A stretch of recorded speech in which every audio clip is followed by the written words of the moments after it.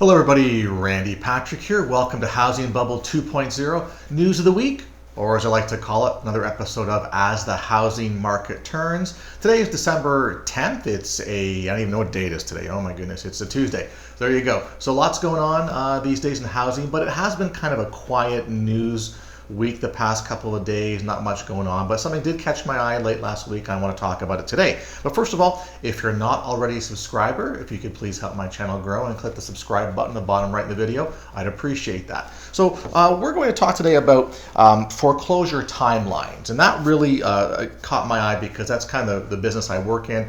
I specialize in the short sale market, so I'm dealing with people who are facing foreclosure all the time, and we're basically running against the clock is what it boils down to. So this is what our focus is going to be today. And also, before we get going, if you have not downloaded my report on the 50 most over-leveraged markets in the US and short sales, please do so. You can go to housingbubble2.com. Type in your email address. You can download the report right there. If you'd like more information on training products that I have, Never Pay Retail and our Short Sale Cash Connection, drop me a line directly, email me. And again, if you're looking to purchase homes in my area, in Florida, etc., whether it's investment or retail, certainly drop me a line as well. Give me a shout. I can guide you along that process and help you along as well too. So Adam Data Solutions late Friday released a report on, it was their Q3. So they do this, they do this monthly, but they also sort of summarize things on a quarterly basis. So it was their U.S. foreclosure activity report for Q3 2019, and it basically summarizes the past 3 months that I've been talking. But anyway, so not that big a deal. We all know that certain markets are increasing foreclosure filings, others are kind of remaining stagnant. It does ebb and flow with where you are and what's going on. But one thing that caught my eye was they produced sort of like the top 10 longest foreclosure timeline locations and the top 10 shortest foreclosure timeline locations. So I wanted to highlight those right now. And the reason why I think it's important is because things are changing, but we're going to go over it right now. Let's go to the longest time frame. So this really is, I guess you could say, from when the foreclosure is filed, the process starts until the home is either sold or taken back via the auction. So you've got the top 10 locations across the country. These are actually the top 10 states. And it basically is states with the longest average foreclosure timelines for Q3 2019. What that means is homes that were foreclosed on last quarter, they did all their analysis, and this is what they came up with. So the number one state in terms of days, longest time frame from start to finish, is the state of Indiana, believe it or not. Then comes Hawaii, Nevada, New Jersey, Georgia, Florida, New York, Washington, Oklahoma, and Pennsylvania. So that's your top 10 states with the longest time frames on average, which is kind of interesting. A couple of them there I didn't expect to see would have been Georgia and Washington and Oklahoma as well too. And this can depend on the state you're in. So the foreclosure process either runs through what's called a judicial process, which is what happens here in Florida. That can take some time because everything goes to the courts, there's public records, it's a process. And then there's things that are called trustee sales, which typically can happen a lot quicker. And that's what we're going to find in the states with the shortest time frames. So the shortest time frames are Virginia, Montana, Mississippi, Alaska, Oregon, New Hampshire, Arkansas, Wyoming, Minnesota, and West Virginia. So typically we find that the states with the shortest time frames are trustee-style states where there typically isn't much notice given. You've got a notice of default, and then a foreclosure can happen quickly afterwards. Well, just to put things in perspective, the longest days was Indiana at 1,633 days. So that's around 4 years on average. And then the shortest was Virginia at 201 days. So we're talking, just about, really 6.5 months here. So a lot of it depends on where you live and how quick the legal process or the court system process works in your state or county.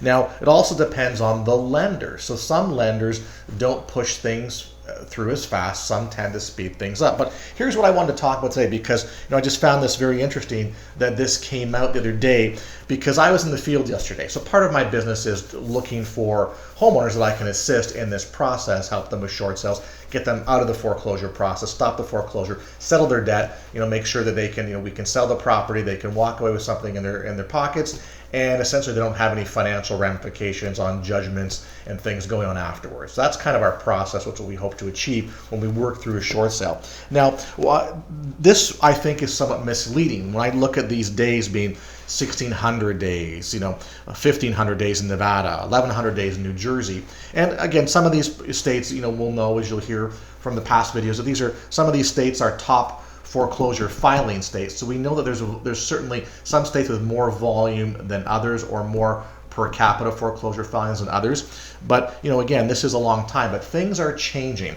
And the reason why they're changing is that there's a couple of reasons, okay? So first of all, back a few months ago, I made a comment about this, and we know that the banks, lenders, and servicing companies, and just so everyone's clear, banks are banks, the big banks. Lenders can be, regional lenders, stuff like that, private lenders. It can be, credit unions, whatever. And then servicing companies. Servicing companies typically are, I guess you could say select servicing portfolio, stuff like that. There's all these names that what the lender will do will assign your mortgage to them, and they essentially are servicing it. They're dealing with you in loss mitigation. They're taking your payments, whatever they're doing, they're getting paid to do that. So we know that there was some conferences held back before mid of this year in 2019 where 75% of banks, lenders, and servicing companies have gone on record saying that they are going to beef up and add more support or more emphasis on what's called their loss mitigation activities. So loss mitigation activities, for those of you that don't know or haven't experienced this, if you're not paying your mortgage,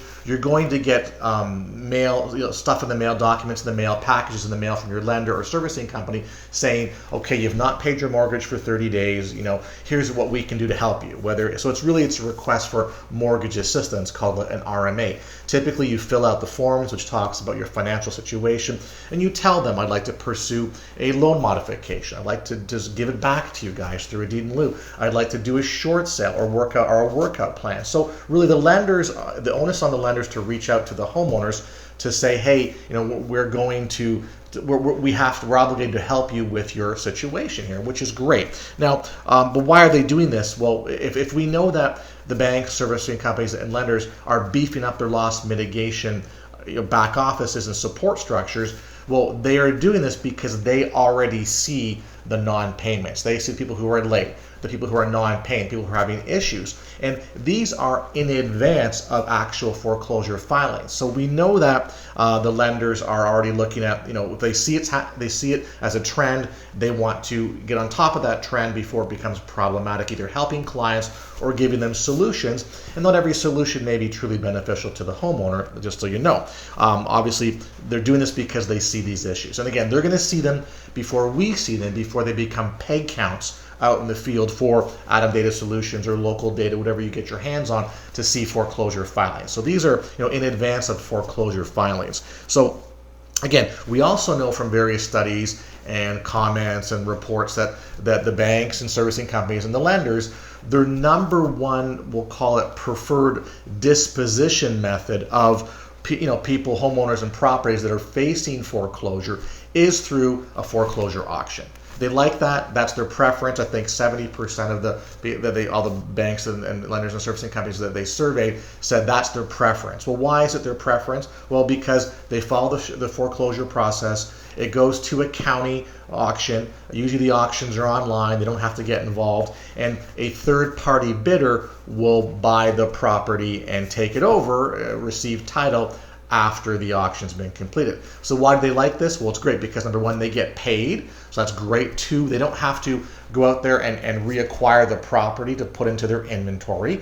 They don't actually have to go physically and secure the property, inspect it, cut the grass, winterize it, depending on whatever location you are in the country. If you're up north, they have to winterize the home. They change the locks. Then what they do is every couple of weeks, every month, they send out an inspection crew to go and actually look at it and make sure there's no vandalism, there's no theft, people aren't squatting the property. So they're spending money when they take it back. So so the number one, I guess you could say, disposition method that they've gone on record saying is auction to a third-party bidder. All right, so guess what? Now what happens if they don't actually, so say the home doesn't sell at an auction place. Well, it doesn't go on the open market. That's the issue here. So what they'll do is they'll take it back in inventory, and they could actually sell that to institutional investors like real estate investment trusts, like hedge funds, like other large investors that are out there who are paying millions of dollars for a pool of non-performing assets. So they basically package these up and say, instead of selling them one-off in the open market where average people like you and me could potentially purchase them, they sell them in packages and pools as either non-performing loans or non-performing assets. You may hear that term NPL or NPA in the future, and it goes out, and they're selling millions of dollars worth of this. So whoever's buying it is obviously getting at a discount. They now become the owners, and when they're typically the owners, what are they going to do? They're going to acquire them. They're going to, secure them, and they're typically going to make them, if they're hedge funds or trusts, they're going to make them rental properties. So these are, that's institutional investors' money. They're not going to come back on the market, which to me is a shame. It's not going to come back on the market where average people can purchase them, and also coming back on the market at lower prices, which can help bring prices down. That's not going to happen. And now, if they're not sold as non-performing assets or loans, then potentially they could go to third-party, we'll call them auction bidder sites. And what I mean by that is they could go to an auction.com or a Hubzu or some platform like that where it's either owned or controlled by the lenders. Like Hubzu, I think is controlled by NationStar, I believe, and auction.com, which is owned by Adam Data Solutions, who puts these reports out. They do their routine as well too. So you now can bid on them, but they're not county auctions, they're reserve auctions. And guess what? We have not seen this cat here for a long time, and she's no longer a kitty. I don't know if you caught her. Come here, sweetie. Bubble Kitty has made an appearance. She hasn't been here for quite some time, but you can see she's big. And she always comes when I talk about foreclosure for some reason. But that's the scoop. So there she is in her glory. She's big now, and she's quite the handful, and she's our most vocal and we'll call it, bratty little cat out there. So anyway, come on, go, get off, come on. I'll get her out of here. All righty, sweetie, there you go. All right, we haven't seen her for a while. So the point is that, I lose my train of thought when she's up here, of course, but the point is that these homes aren't coming out. If they go to these third-party auction application sites, you as a homeowner wannabe, right? You've got a loan you're pre-approved for. Guess what? You're not going to buy off the auction because they are as is. You may or may not even have the right to inspect it. You have to close with cash. Typically, once you buy it, you have a deposit already on an account via the auction. You got to close within 24 hours. So it's just impractical for the average homeowner, especially if you use financing, to actually get these auctions done and work in your favor. So it just doesn't work. So to me, that's more problematic. So we know that in summary, we know that the lenders want these to go to foreclosure auction. That's their number one disposition strategy. They want to take them back, and then if they don't take them back, they're selling them at auction. They're washing their hands. And the thing is too, remember, when there is a foreclosure, it's actually a judgment against the homeowner, and the lenders now have the ability to collect on any deficiency, which is whatever it's sold for versus whatever the amount, the actual judgment amount is. If there's a negative difference, they can come after you for quite some time for that judgment deficiency. And they will, and they're prepared to do that. So they're going to make people's lives terrible and in the future. So, but what I've noticed here is that when we go back to the chart, which has these longest average foreclosure time frames, I noticed that they're moving faster now. And I've got real life examples of this. So I like to market, obviously, to people who are in the foreclosure process. So we market to people who are in the process. We market to people who actually have foreclosure sale dates. And what I'm seeing now is, we'll call it recent vintage foreclosure filings, which basically is, like 2019. I'm seeing them already have gone to sale and are going to sale. And I've got real life experience with this. So they're moving it faster. And why they're doing this is that lenders now have all their ducks in a row. It's not like the last housing crisis when we had a slew of issues, the courts were overwhelmed, the lenders and banks were overwhelmed, we didn't know what was going on, so things tended to take longer. People were able to stay in their properties for quite some time because they just fell through the cracks and the volume couldn't be handled. Well, now there certainly is less volume than the last housing crisis. Lenders have better systems, better information, their attorneys are more aggressive, and they're prepared to go after people and properties right now. So if they go after you, they've got their information, they've got their documents, there's little or there's less and less ways to defend it, and they'll come after and get the property. That's the scoop here. So they've instructed their attorneys how to proceed and to do it quickly. If there's no defense or pushback from the homeowner on the foreclosure suit, then why wait? Let's just push it through. So that's what we're seeing right now. So people who don't know what's going on, homeowners who don't defend it or talk to an attorney or talk to a real estate agent or at least respond to any sort of documentation or show up to court proceedings, the court assumes that you don't care and there's no reason why we're going to let this move on. We'll just go as fast as possible and clear the dockets. So I'm seeing now cases in Florida, in my area, they're taking less than 6 months. So when I look at the Florida average for last quarter, which was 1,138 days, well, I'm seeing it go for 180 days now on more and more of these homes and these homeowners. And the problem is that the homeowners are being caught unaware. That, I guess, is my real gist of this discussion, is that, this is happening. So people may have the misconception that, I can stay in my property for 2, 3, 4 years without paying my mortgage. Eventually they'll catch up to me. Well, guess what? They're catching up to you a lot quicker now. And yeah, you may have not paid for a year, but once they file the foreclosure, they're working this through faster. Because again, the lenders go, I want to get the property off my books. I want to get paid. The judges now, so we have the courts who want to clear dockets. We have judges who aren't being, as we'll say, forgiving to homeowners. They want to move the property through. They're not granting hearings. They're not looking or granting motions to extend or cancel the foreclosure sale. So we're finding a lot of people who think, a lot of homeowners who think,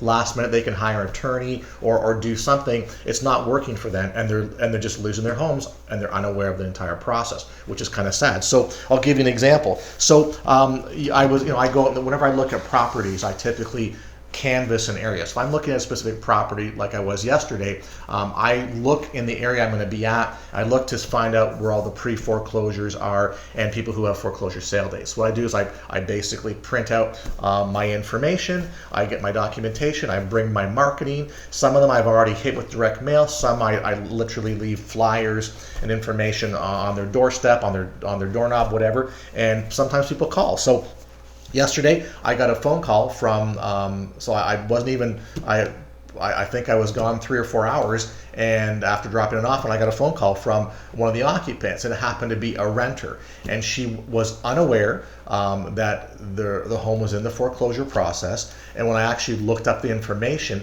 that it actually has a sale date coming up on December 31st, which is New Year's Eve. So she is a single mother of 4 kids.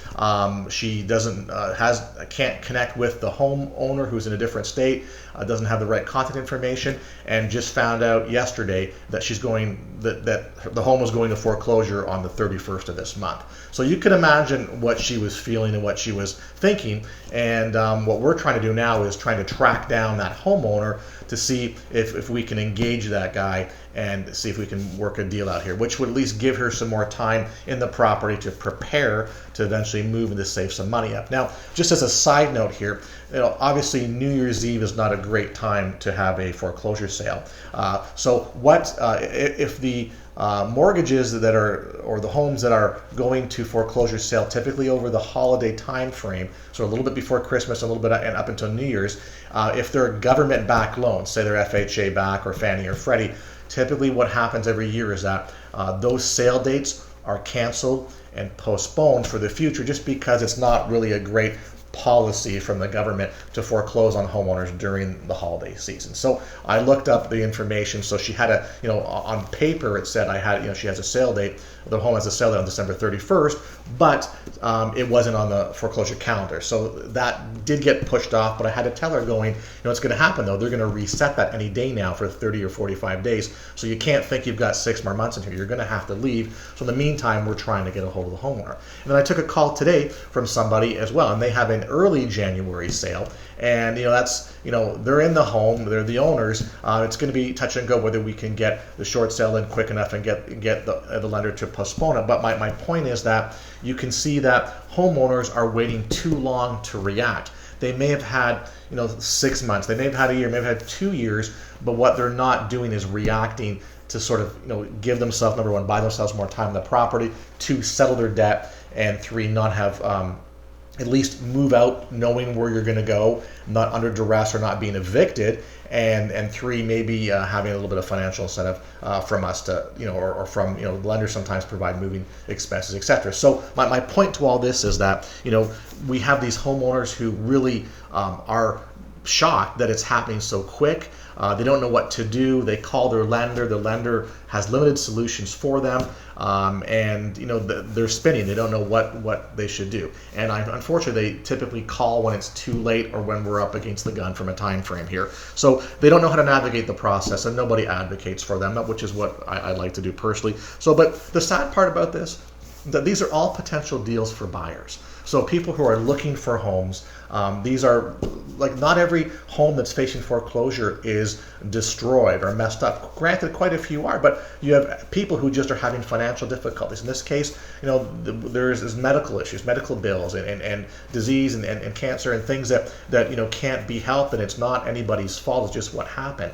But they're stuck, and they're up against the time frame now. So these are potential, one family moves out, one family could move in, and it could be a great deal, but, what's happening now is things are speeding up, and homeowners are not aware, and they're getting caught unaware, and therefore losing the opportunity to clean up the mess that they're in, and then losing the opportunity to move on, we'll call it gracefully, to another location, rental property, wherever that may be. And also we're missing the opportunity to put a new buyer in there as well too. So that's, to me, kind of a sad process. So all in all, it's a missed opportunity on a number of different levels for a number of different people, which is kind of sad. So, but again, why the short sale makes sense, and the reason why I advocate that, you guys know I talk about it. That's my focus from a business perspective, but it really makes your life easier moving forward because it's a settlement, because there's no judgment following you. Now, granted, there are some states in the U.S. here that are called non-recourse states that, regardless of, regardless of whether there's a foreclosure or not, that the lender can't come after you for a deficiency. There's about 10 or 12 states that are out there. But the point is, it's more stressful. Potential evictions, it's just a mess. So if you've got the time and effort to go through this properly, you can come out of it elegantly. And there's opportunities for buying new homes or getting new mortgages the day after, if you've got good cash flow or you've recovered a bit. Maybe your credit's not that great, but there's loan programs now, so you don't have to wait 5 years or 2 years or 3 years for a new for time frame to go on to get a new mortgage. You can actually qualify for one if you've got the right information going forward to purchase a new place. So there's more changes that happen in the marketplace. But in the end, I guess my point here is that it's missed opportunities, that when you see these foreclosure timelines, I believe they are misleading. Now, this is historic, so we're looking at historic data, but on a going forward basis, that you're probably going to see those timelines get shorter and shorter. And I'm seeing personally more and more, filings that have occurred this year in 2019 already going to sale, and people already losing their homes and I've talked to them personally, and then they've felt that they had a lot more time and didn't expect it to happen that quick. So just going forward, be aware of that process, that things are changing. From a personal note, if it's something you want to look at, certainly drop me a line. I can show you how this all works.